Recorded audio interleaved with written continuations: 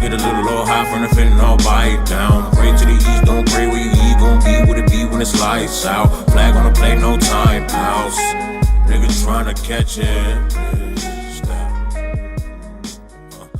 Yo, what's good outside world? Welcome to In the Land, a podcast.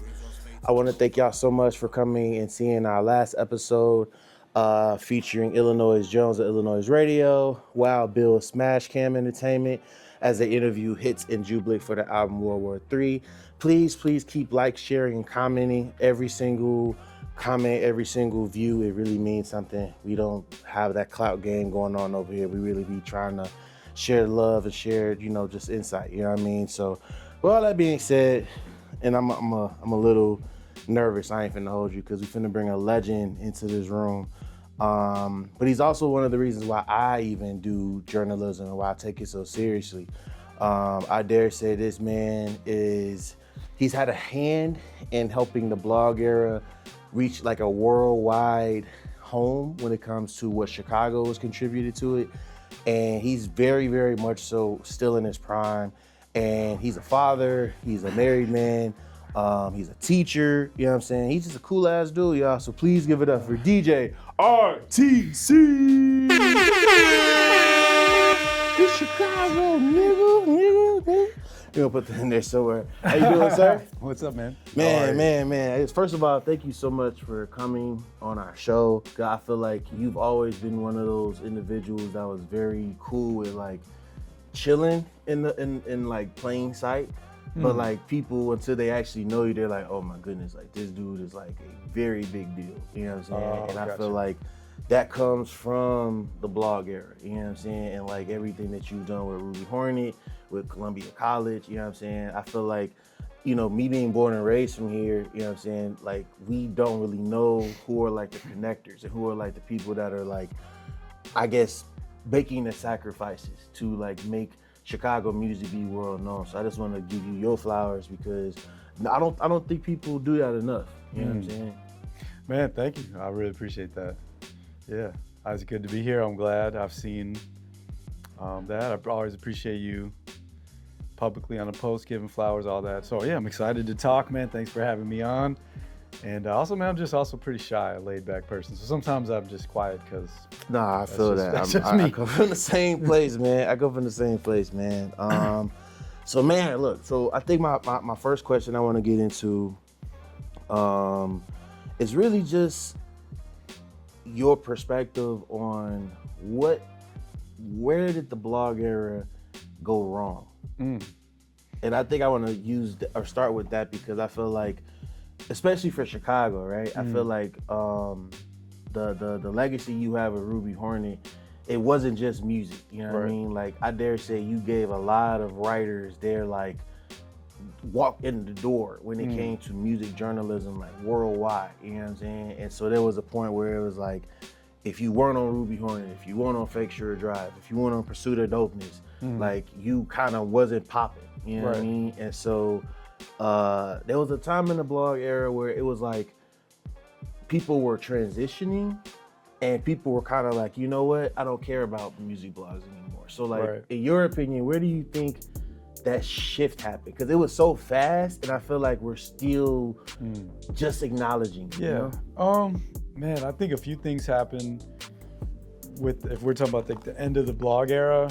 One of it was, so just start with the context of everything. Blogs come in because we're away from streaming.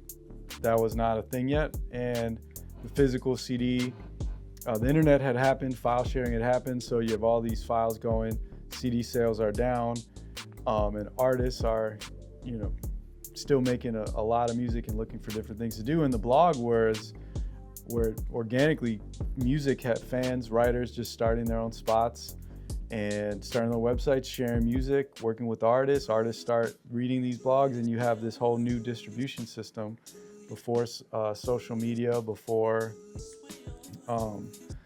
DSPs. So it was eventual that the music industry would catch up. Spotify comes, SoundCloud comes, and now you have streaming, and people will go to Spotify versus necessarily a blog. The other piece of it, the blogs provided a lot of context in their cities, were like tent poles. A lot of blogs, similar to Ruby Hornet, brought the blog. That's what I saw at my parties, was just bringing this blog to life. So you have all these artists that are on Ruby Hornet, and then Saturday night at Lava Lounge or this place or Beauty, whatever, any of those residencies. Anytime I'm really was DJing, I'm bringing Ruby Hornet to life. Mm-hmm. And what happens is with social media and Twitter, now people are getting their news, instead of going and logging in to Two Dope Boys and then Right and then Ruby Hornet, people will have that real list. And even myself, I wake up and check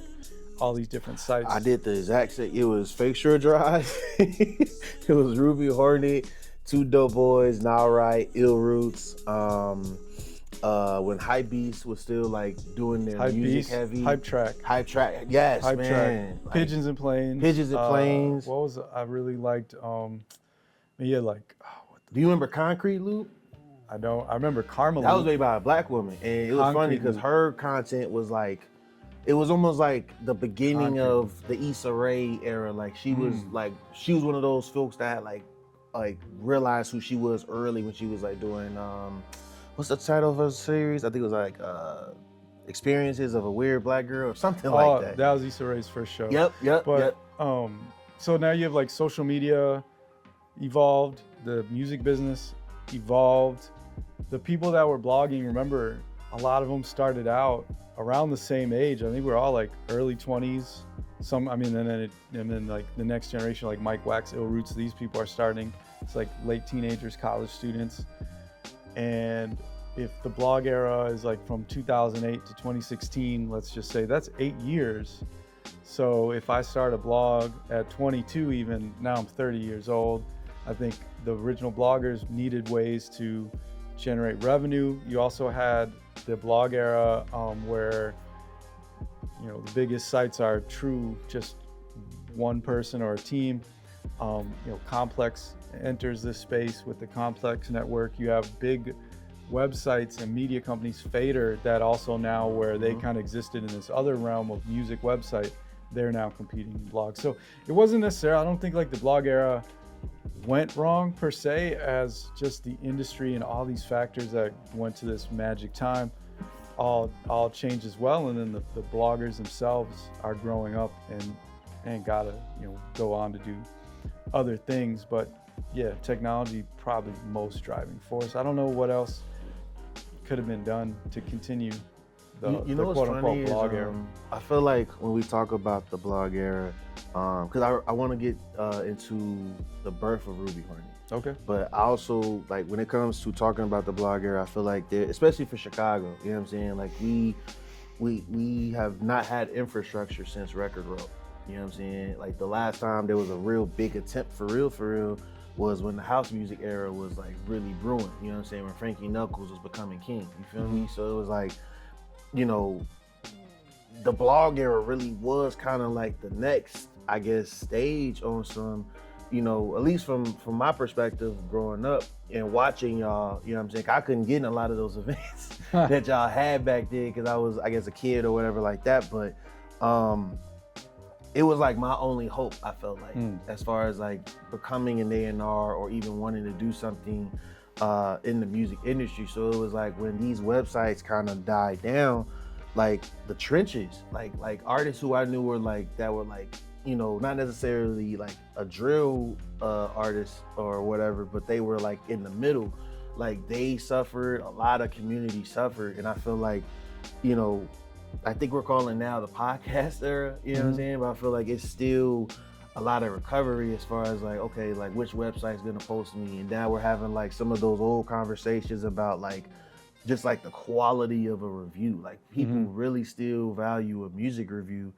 And it's almost kind of interesting because, there's photography, there's videography, there's content creators now, but a music review is still held in high regard, which is interesting. In some spaces, I mean, I think just from the perspective of running a record label, getting a pitchfork review is really great. In some ways, it doesn't move, or like any music review are great to read because you have people putting thought into listening and evaluating the music and sharing, it motivates or moves someone enough to write about it. It doesn't move the needle like it did in the past, but I really think it goes from the blog era was ultimate curation and context behind artists. You had like these blogs that were like really, and everyone almost had their own focus, and so it presented a path. Artists, like if I send my music to this blog, or this blog, it will go. And then all these blogs, the ecosystem, like you saw those blog rolls. It was like I remember when Now Right put Ruby Hornet on his blog roll, it was like, damn, like we made it, we're official. And then you get clicks, and then they start sourcing like I loved like seeing props RTC, and it would just be like, oh, I found that song first. Now, can you explain blog roll? I feel like our audience, like for some people, they may not know what that means. They may not know. Artists from music, like you're competing earliest days on like the radio, music mix shows, the DJ, Casey Kasem, like you want to be on these things, and the artists are competing there. And then like the era of MTV, there's all these shows in the beginning with like when it really was music television. You had like the top 20 countdown, you had Yo MTV Raps, you had like Headbangers Ball. There were all these shows that were specific, 120 minutes, where it'd be like, these are the music videos you're competing, or you're competing with on Rolling Stone or Spin Magazine or The Source. You got XXL magazines over there. These are all outlets dedicated to music. Fake Short Drive, Ruby Hornet, Two Dope Boys, Nah Right, On Smash, any of them. Again, these are musicians. I mean, when I say competing, they're just, there's only limited bandwidth and space on these blogs. So, but you're competing for attention from other musicians. Now, the evaluator, in the age of social media and Spotify playlists in this digital space, Instagram is not built for musicians. It's built to reward attention. It doesn't reward. These blogs rewarded, like someone had to like you. Yeah. So they were like you rewarding. had to get in with a writer. Well, they had to, but not like you personally. They had to someone had to like your music enough, look into you, write about it. You're downloading songs, you're uploading it back to your website. The websites that did features like we did, you got like you, form a relationship, come to my city, do my party. There was a reward for execution. Now on Instagram or TikTok or any social media, the reward is based on attention. Yeah. And you're competing on Instagram, or they say TikTok. That's the number one place music is being discovered, but it's also where cooking videos happen. Health and fitness videos happen. Politics. People posting just videos, like sometimes I'll just zone out and then come to why the fuck am I watching strangers fight? I have no investment in this. Honestly, I don't give people arguing in line at Target. Why is this being shown to me? And I want to find out where some music I like or what an artist's up to. So I think the curation was, up until now, all about the context of the artist was. Bloggers were great curators. Bloggers were distributors. Bloggers acted as record labels. And now a lot of that has gone. But I could talk about this for the entire interview, but come to my TED Talk later. It's so important on some, I think when we talk about the future of Chicago, there are a lot of websites that are popping up. You know what I mean? And I feel like it's not like how it was with the blog era, you know what I mean? You have people that are curating playlists, you know what I'm saying? And you have, people making lists. Yeah, I think the blogs moved to the new bloggers are the Instagram people that talk with, yourself too, where you in the camera and you point and then an album square comes up and is let me tell you about this album. That's the new energy of it.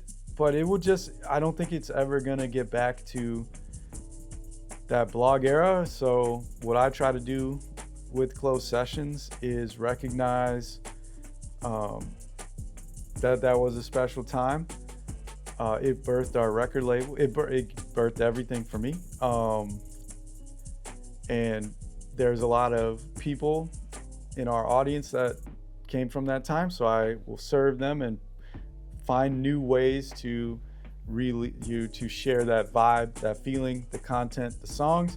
There's new young people that are in their late teens, early 20s that are discovering music that their favorite artist is Action Bronson or something. And it's like they want to learn about this time period. So we're here to educate, but very much so as like we already did this. And now we're trying to show it because it's a foundation of our label and like a good taste culture, like tentpole, but not be stuck in, man, I was really dope once in the studio with Chance the Rapper, because that's not the true picture either. I'm like, it's not like this was my only time to shine. Like hundreds of people that's their life. I didn't story, mean it in like, any kind of bad way. No. But it's a reality. I could turn the closed sessions or my own personal channels into like, here's a picture of me and Chance, and then me and Chance again, and me and this person. But it's like, that is part of it, because I'm about, man, again, our label is like, that's part of our DNA, the photos, the documentation, the collector's edition things, the inside story.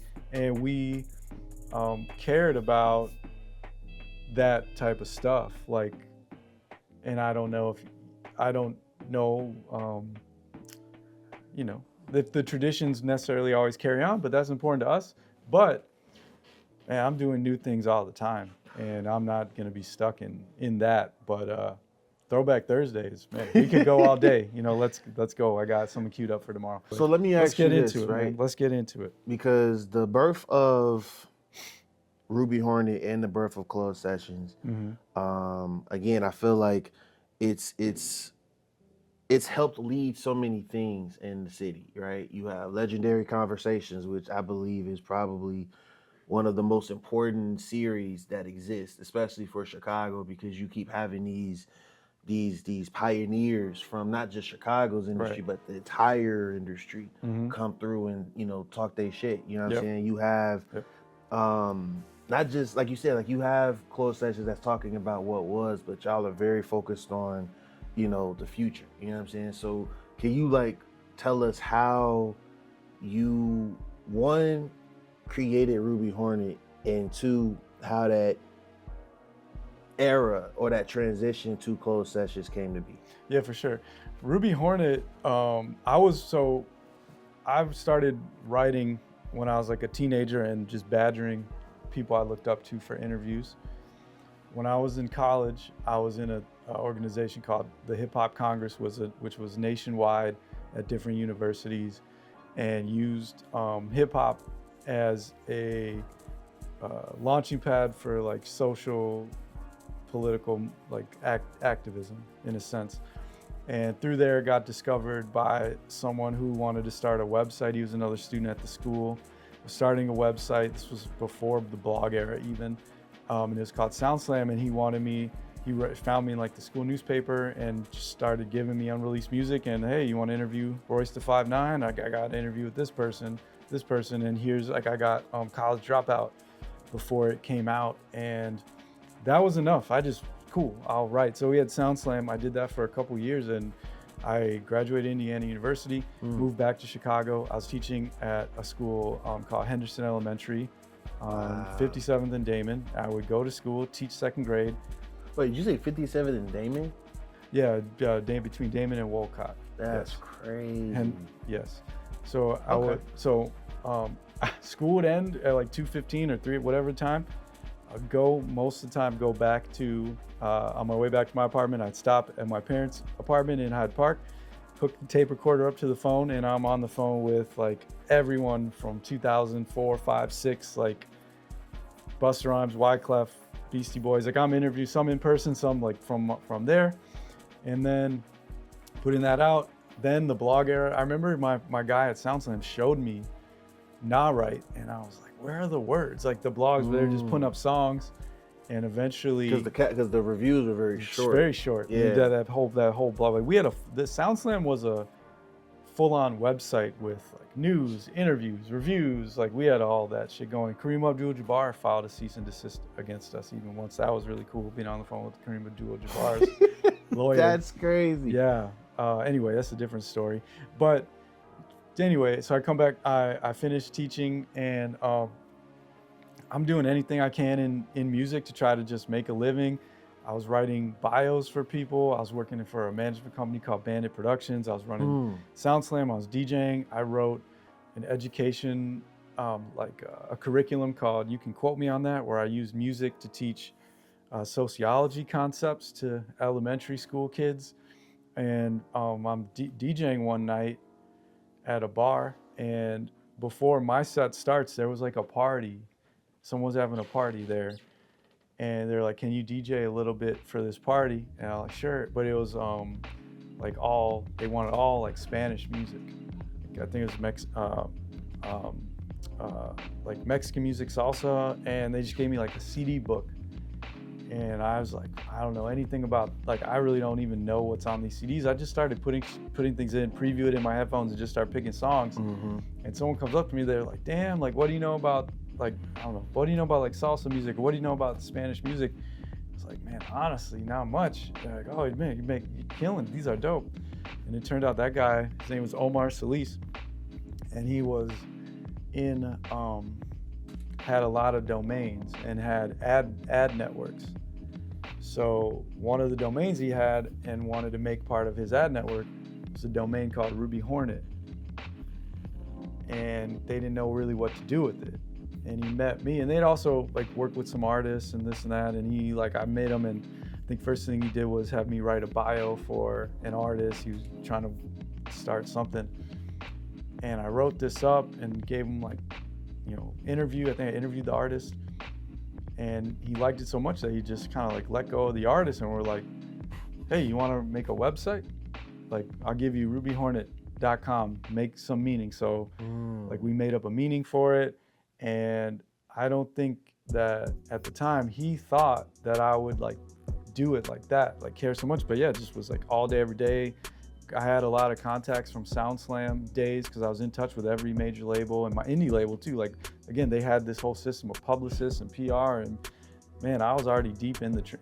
I was gonna say, like, you were already like the guy before the Ruby Hornet came about. Like, that was kind of just like the vehicle. Yeah, well, the other cool thing was I would ask all these artists for drops. So I have all these drops, and then I was making these mixtapes, and I started doing a long form mixtape where I would like interview an artist, and then it was almost like an early podcast before I knew what podcasting was. But like I had an interview, like let's say it was Wyclef, and then I make it a mixtape of all like Fugees and Wyclef songs, and then I'm putting in intermittently like me talking about it. And I had those with like a ton of artists I was just kind of putting up and around. But he found Ruby Hornet, and then, man, I had like a team. I had people. I had like a photographer. His brother Virgil Solis was like my running mate with that.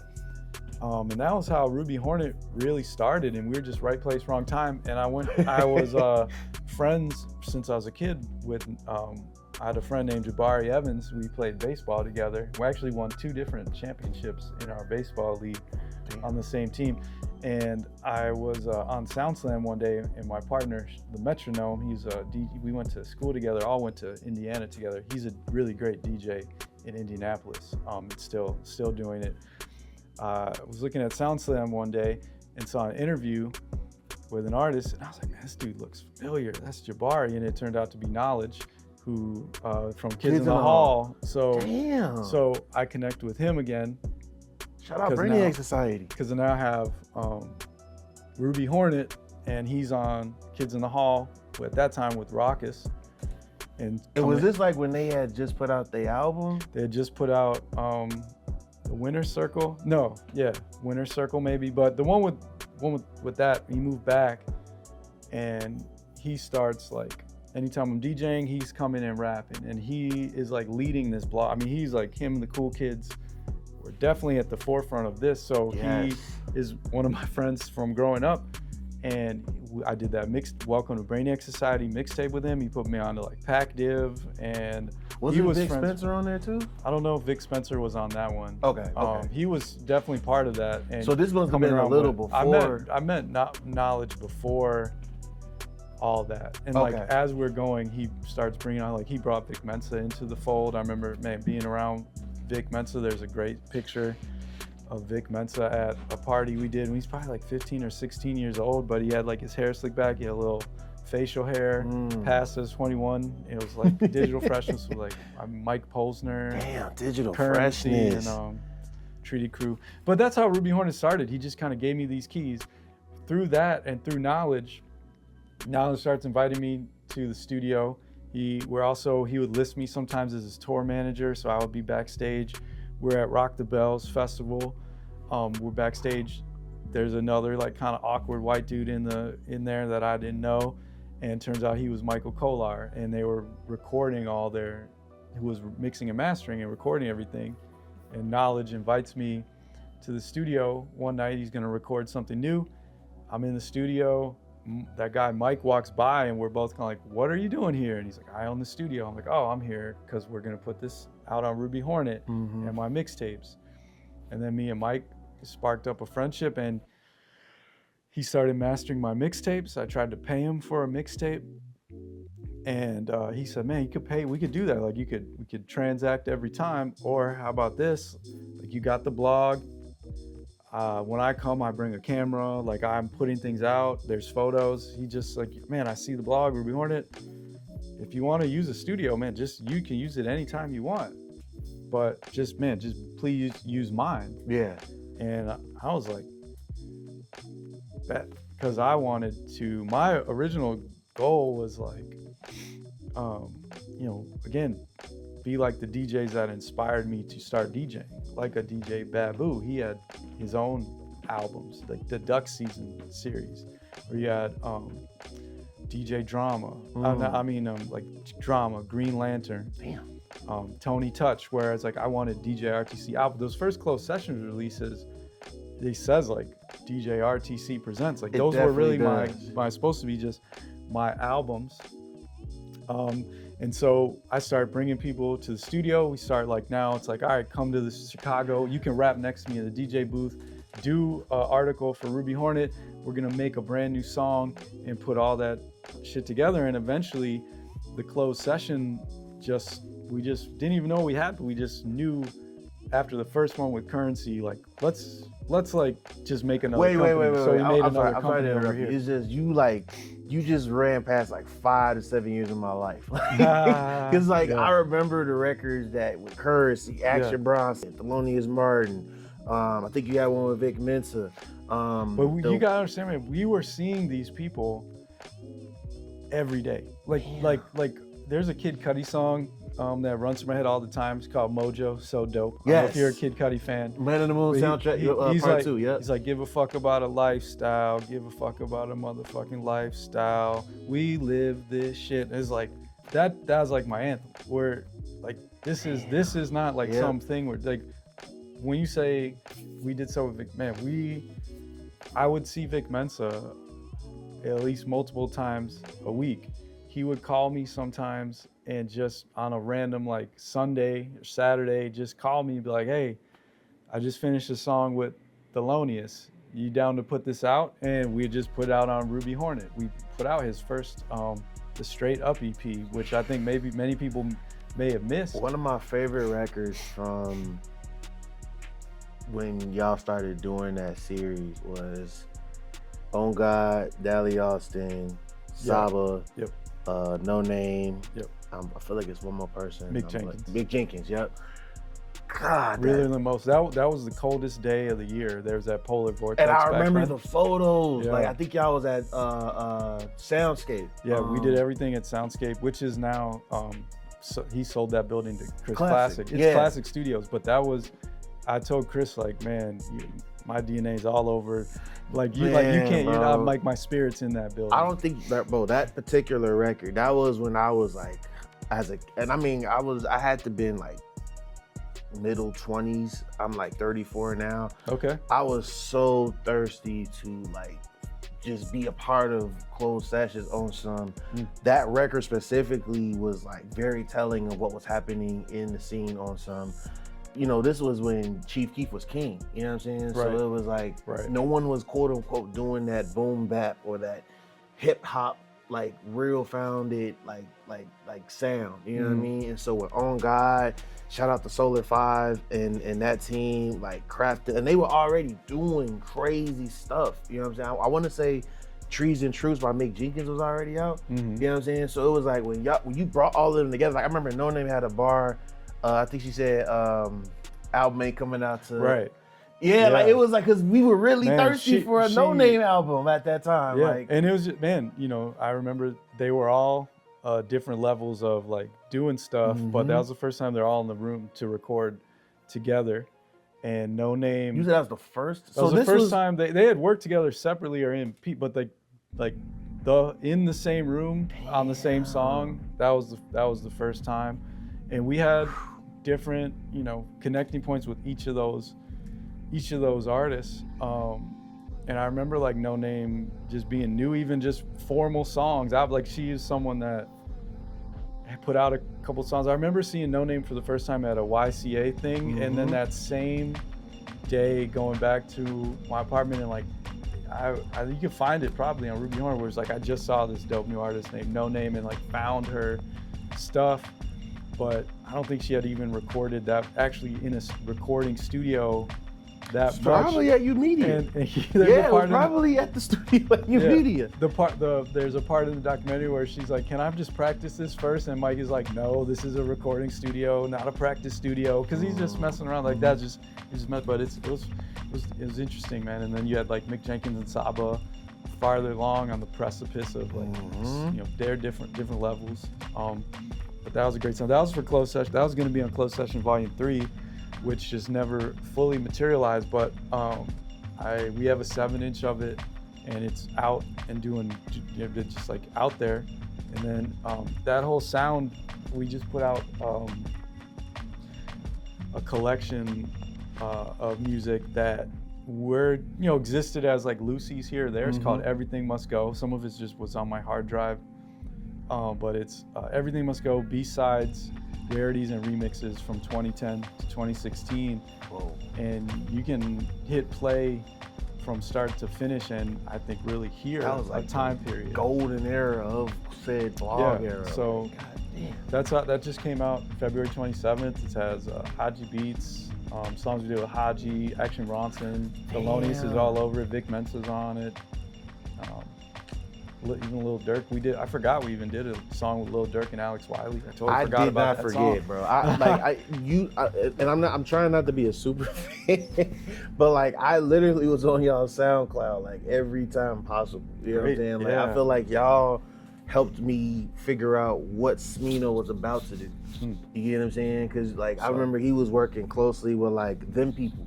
You know what I'm saying? And then I think like he started transitioning to working with Classic Studios. You know what I mean? So it was like, even all the, like, I remember when, I think it was Thelonious Martin and Haji Beats, and I remember like just seeing like a photo or two.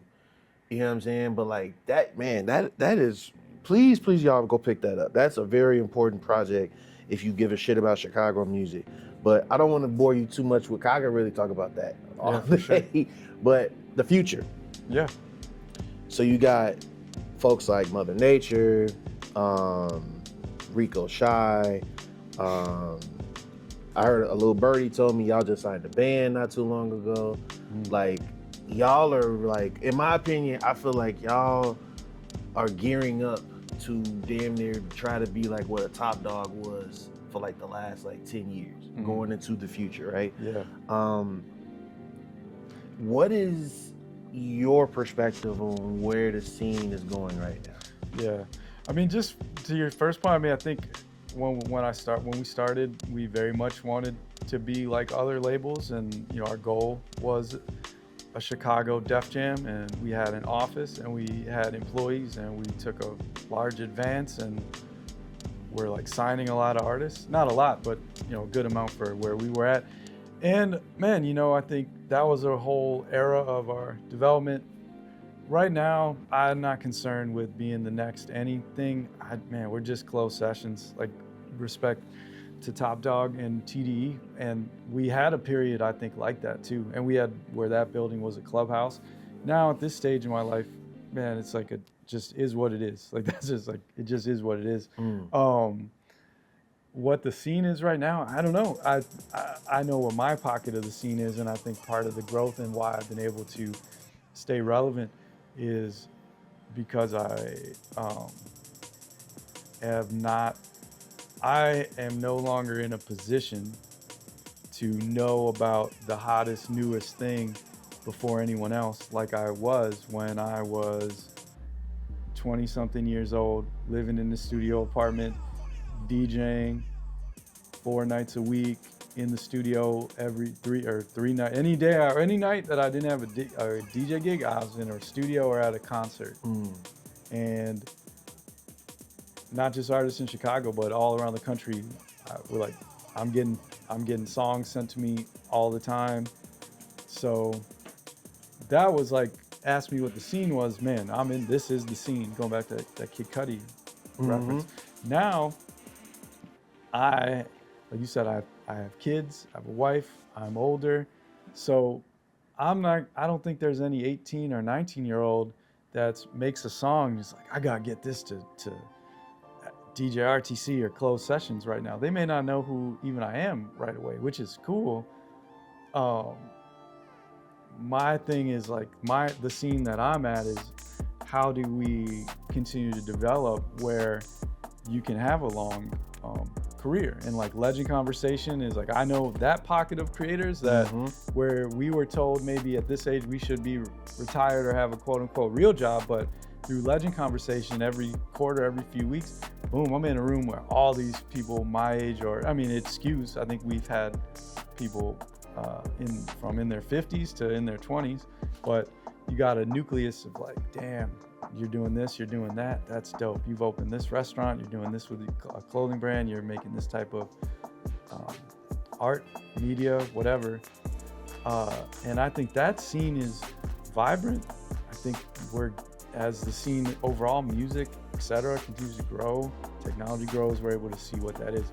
On a younger side, you'd have to ask like my guy Nate. He knows what that is. Shout out Nate. Or I see all my, it's crazy, everywhere I go, I see former students of mine like doing their thing. I mean, you a legend, bro. Like you a teacher as well as a curator, you know what I'm saying? Yeah. So like I remember there was times where I was just like, man, I don't know him, but if I was like any bolder, I would just go up to him and shake his hand and be like, nah, man, like I'm trying to be an A&R, like, you know, like, can I study with you or something like that? And I feel like the scene was in such a space where we didn't know how to approach, you know what I'm saying, our big brothers or OGs, you know what I'm saying? I feel like there was plenty of times where, you know, a kid like me was like in front of an Andrew Barber or even a Dave Jeff, you know what I'm saying? And we didn't know how to talk to them, because I feel like we were, like, I unfortunately come from the era where we was damn near like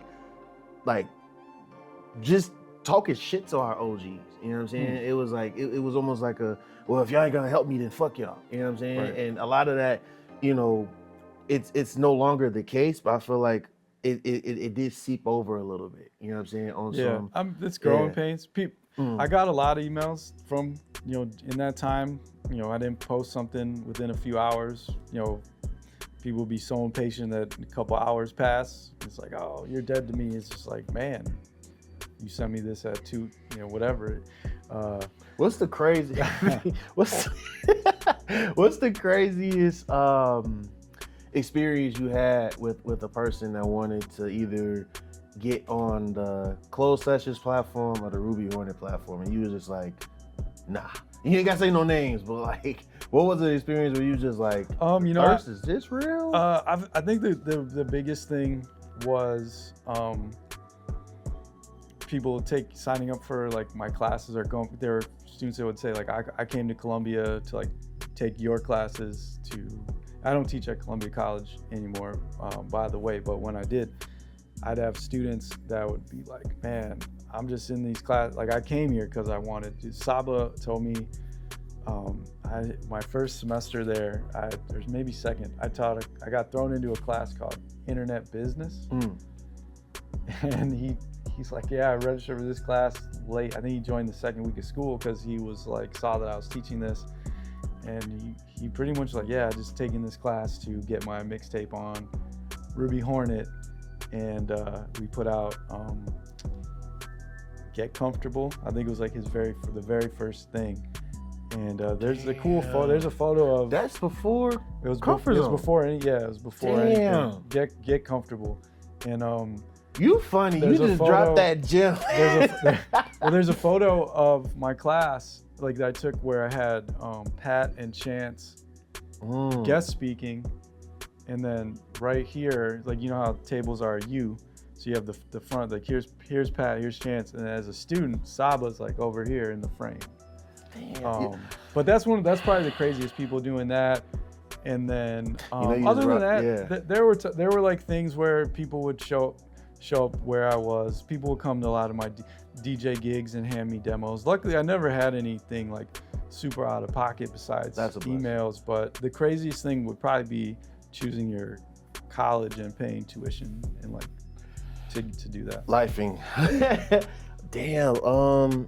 It's funny you even just mentioned, and I mean, it's not even, I mean, I guess it's just business, right? Like the situation with Chance and Pat, you know what I'm saying? Unfortunately with all of that, you know what I'm saying? But it do, and I think this might be one of my last few questions, but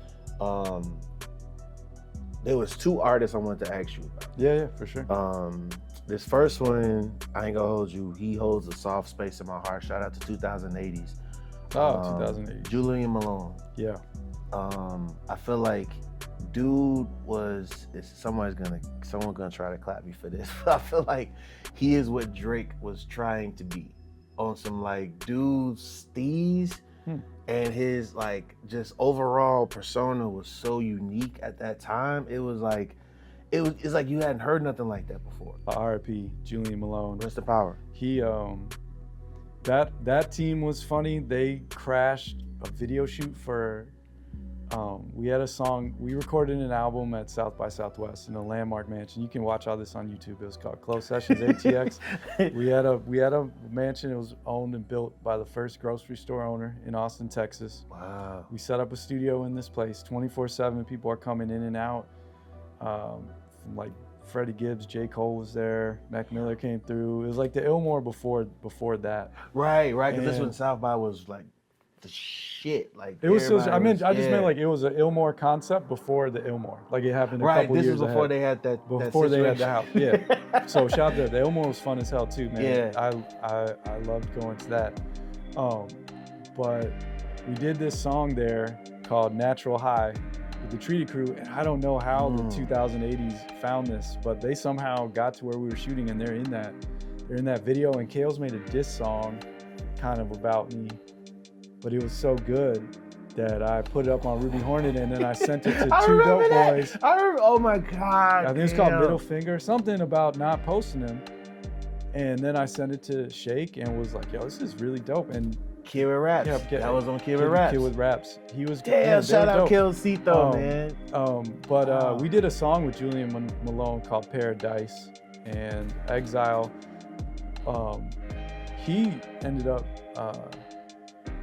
So back to your thing, and then whatever other questions before we gotta go.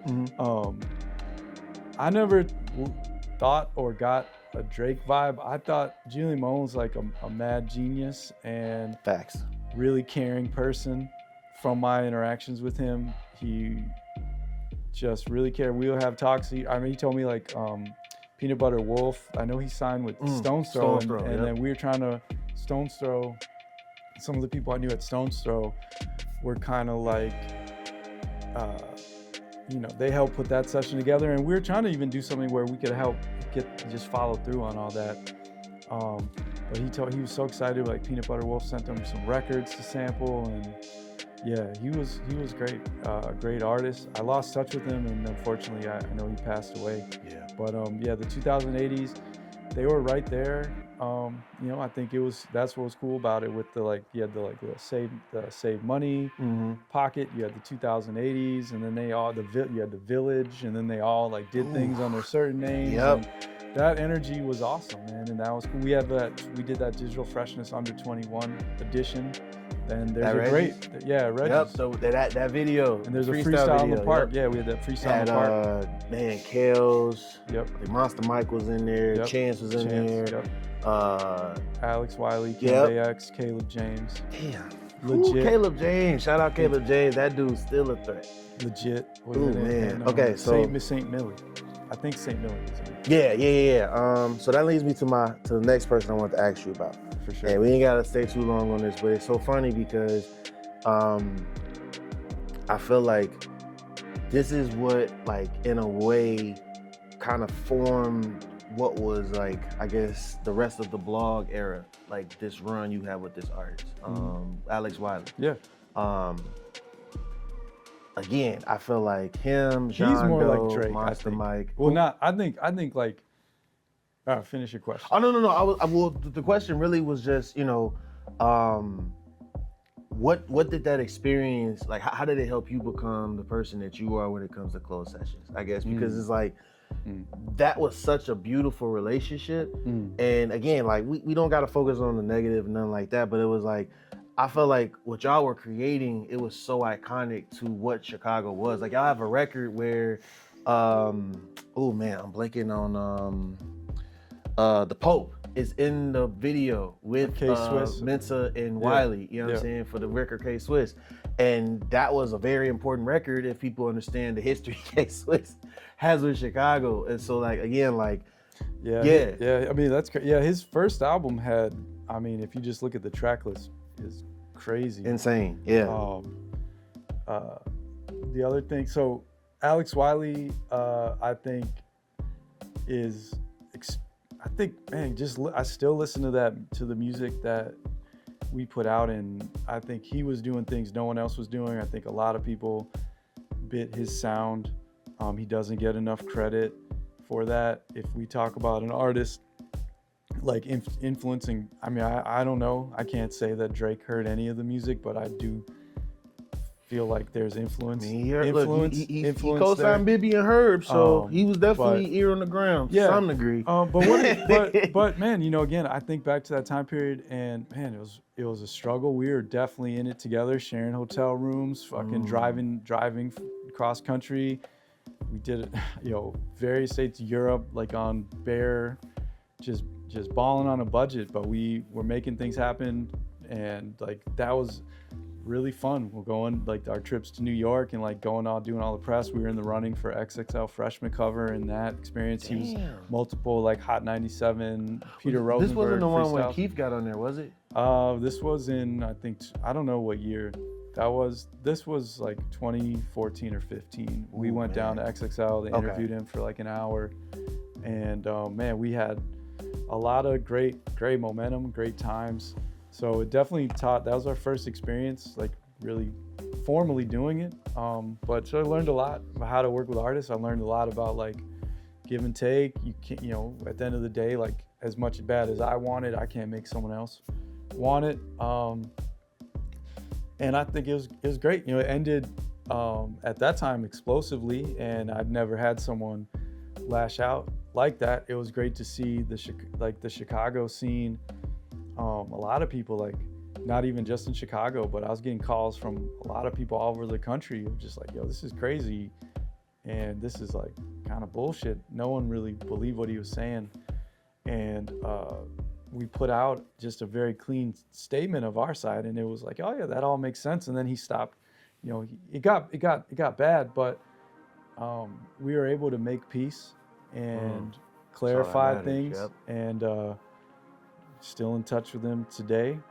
I talked to him, I think, maybe a year and a half ago, and man, I still think his music's, he's a great, I don't know if he still makes music, puts out things time to time, but that even taught me so much of running a label, working in space, making something out of nothing, grinding out.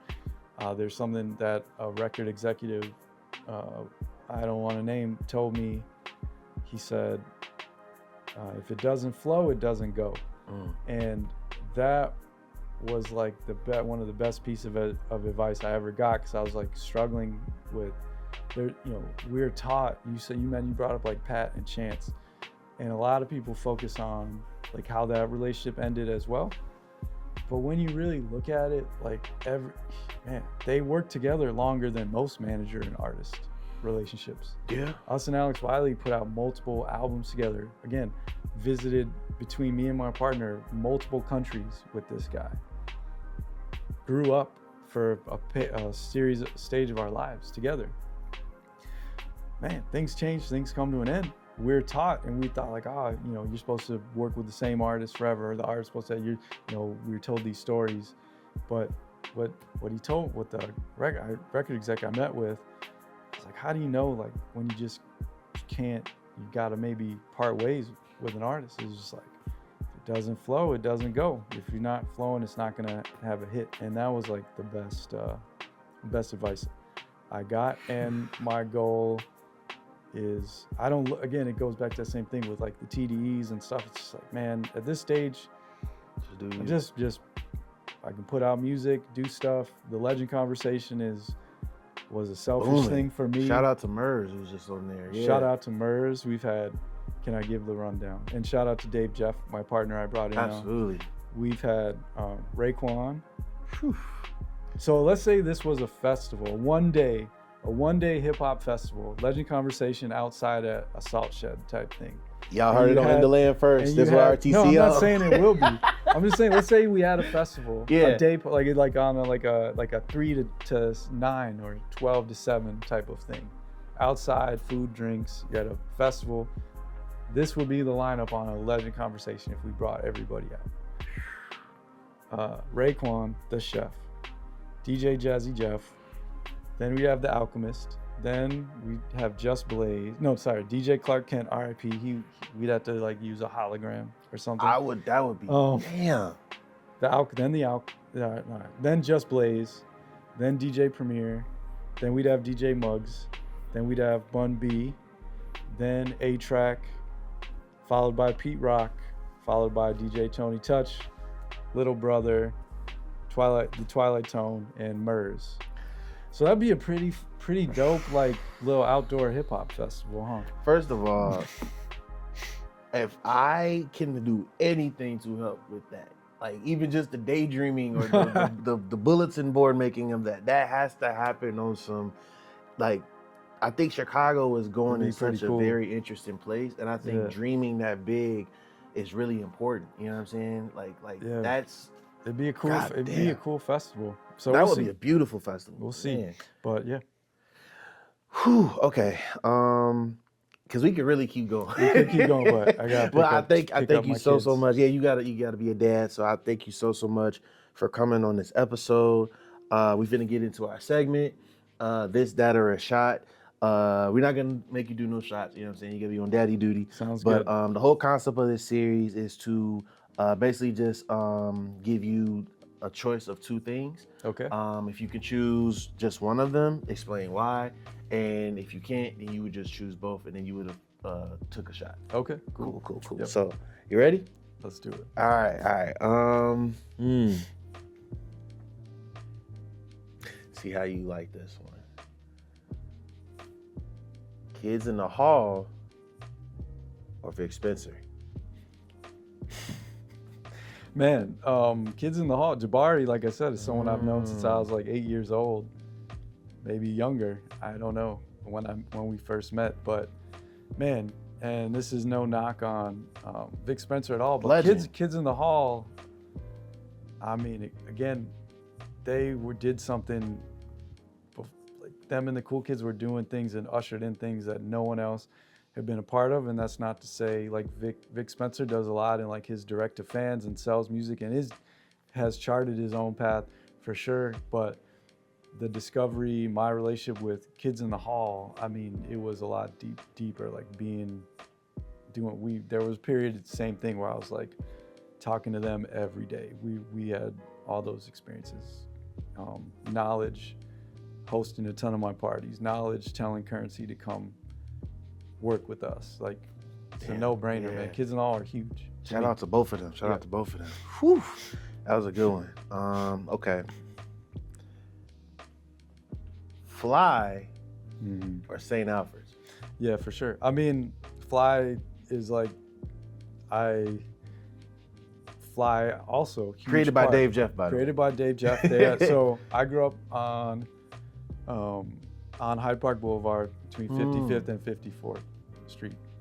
Oh, damn. So you really are a Hyde Park baby. Really. And then the Fly store was originally in Harper Court, which was at that point a real court. You had like the stores, the two level buildings and stores up on the 2 floors, and you had like Dr. Wax was over there, and you had the Fly store. And I was chilling in Harper Court one day, and I see another old friend of mine from Ray Elementary, shout out Ray School. A friend of mine named Chris Spurlock is walking through, and we hadn't seen each other in a bit. And I was like, oh, what are you up to? He's like, oh, I'm going to this Fly store. And I had another friend who I played baseball with was working there named Gideon. And I was like, man, what is this? And it was like Dave, just a little boutique sneaker shop. All they had was Fly stuff and like the shoes. Met Dave Jeff.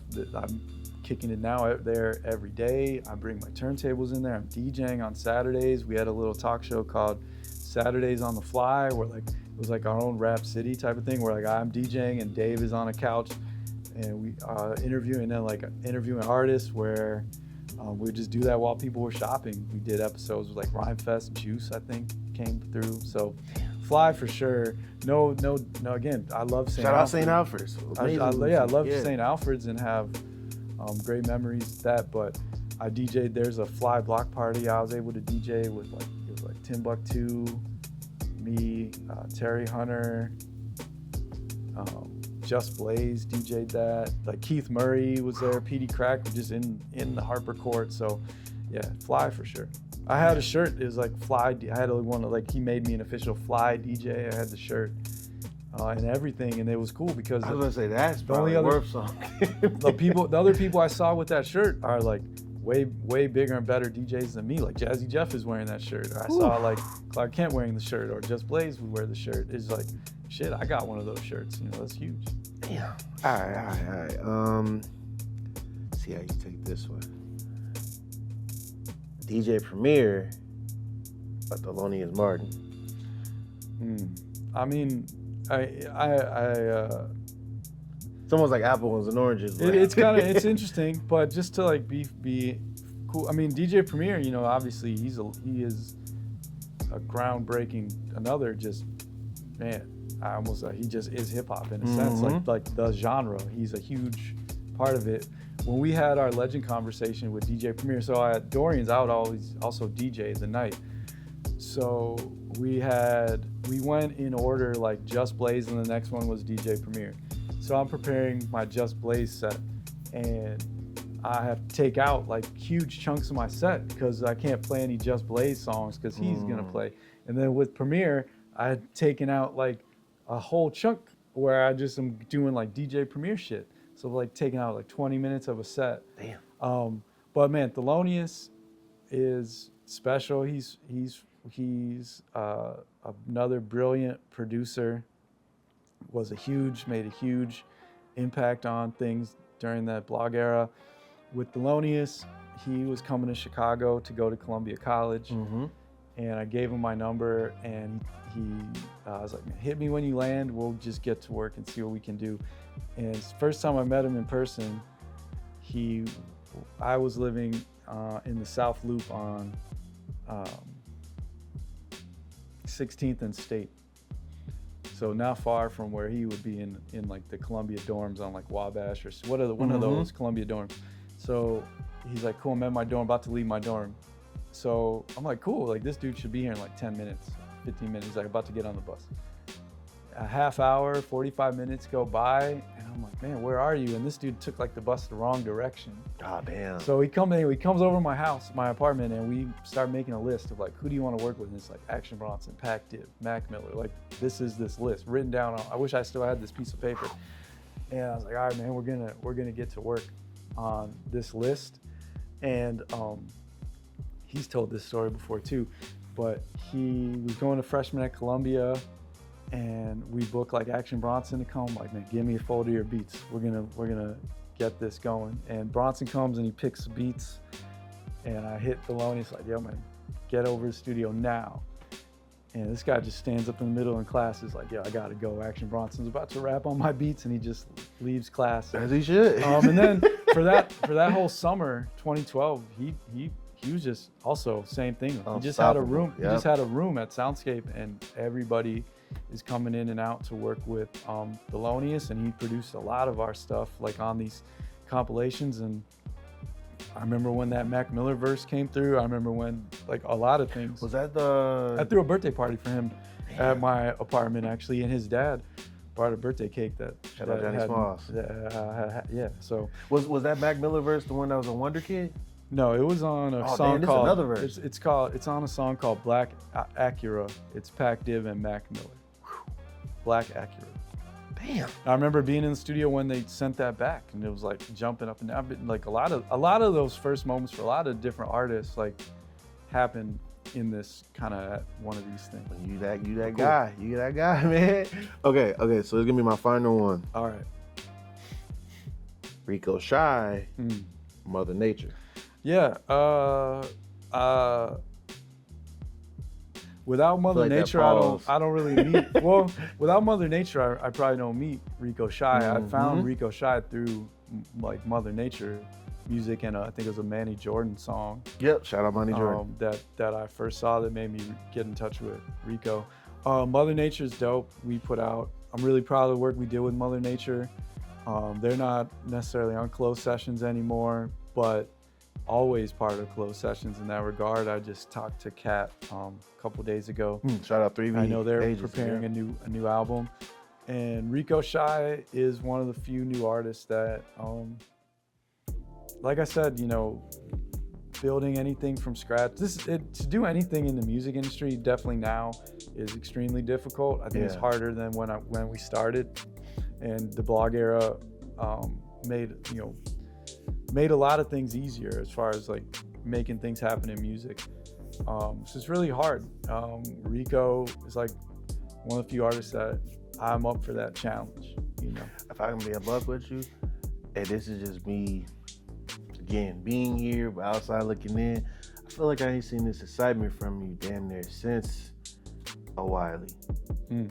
As far as like how I've seen you like talk about Rico, you know what I'm saying? I feel like you were a man of very select words, you know what I'm saying? So I feel like when you advocate for an artist, you're very, you know, specific with your words, you know what I'm saying? And I feel like you've given him a lot of love that's very important for the future of the scene. So I mean, definitely inspired and excited about Rico, but that doesn't diminish any excitement I had for anyone else. No, absolutely. And, it's love for everybody. Because that's a huge gap from like Alex Wiley, kind of like our first artist to Rico. I felt, and man, I think part of what I said earlier, where we took this huge advance from Sony and hired employees and we're grinding it out. And I don't want to say that I signed stuff that I didn't like, but it was like, we got paid this advance back. Like, let's sign more artists. And I think that what I saw was I was losing some of what I think made my work special, or just like, if you don't believe, like, again, if it doesn't flow, it doesn't go. But man, through that whole time period, there's artists that I'm proud of pretty much everything that's on our label. Quaker Collins, man, loved that whole time period, was amazing. That dude was cold. That, again, traveled. I was on an Illuminati cruise with that dude, so I'll never forget it. So you been have people hitting your eye like, so you sold your soul, RTC? No, we kept thinking like I thought I was the brokest person on the boat, but also Boathouse was there, so I think he was. Shout out Boathouse, cold. He was probably the brokest one, and we were petting puppies, listening to fucking. And it was fun. It was a special time. So no, like, there have been artists I get excited about all the time, and what you're seeing though is, when I was younger, my excitement dictating everything to the detriment necessarily of actually running a record label and a business. And so I have to be way more selective, and it can't just be built on excitement. So what you're seeing is a Rico I've just tunnel vision in a sense. Man, first of all, this was one for the books. Awesome. Thank you so much, RTC, for sliding. Anytime. We truly, truly, truly appreciate you. I ain't gonna hold you. I really hope we can get some type of internship stuff going. Also, because we just need more A&Rs. We just need more people that aren't afraid to rep a record label. You know what I'm saying? In the city, just like sharing the knowledge and the wisdom. So, man, thank you so much for being here. Thank y'all out there. We're gonna catch y'all on the next one. Peace, y'all. Right now, eyes get a little high from the fentanyl bite down. Pray to the east, don't pray where you gon' be with it be when it's lights out. Flag on the plate, no time house. Niggas tryna catch it. Step. Blessed from the most high. When OG had me dressed up in bow ties. Dreams once fade to the low.